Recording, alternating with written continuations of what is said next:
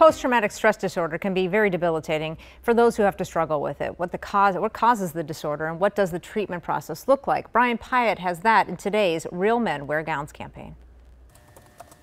Daniel Hess is a licensed psychologist at Health Partners. A lot of his work helping people struggling with PTSD. All mammals, including humans, react to perceived threat in biologically similar ways.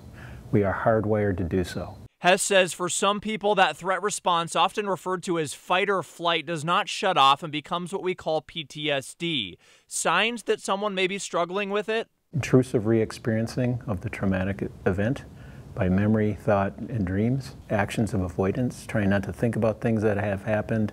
Persistent sense of being in a state of threat that doesn't shut off. Hess says he refers to PTSD not as an illness, but rather an injury to the brain.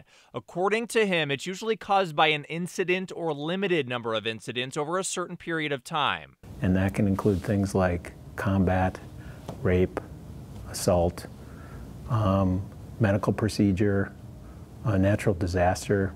It has a clear beginning and end. So what does treatment look like? Hess says talk therapy is an important part, but that there generally needs to be more than that. A treatment that incorporates what's happening in the body and the lower areas of the brain, the limbic system and the brainstem, which is where the neurological threat response system is managed. Hess says what's known as EMDR therapy is very common to help treat PTSD. Also, practices like yoga, he says, are helpful. Brian Pyatt, KARE 11 News. You can find all our Real Men Wear Gowns stories right now at KARE11.com.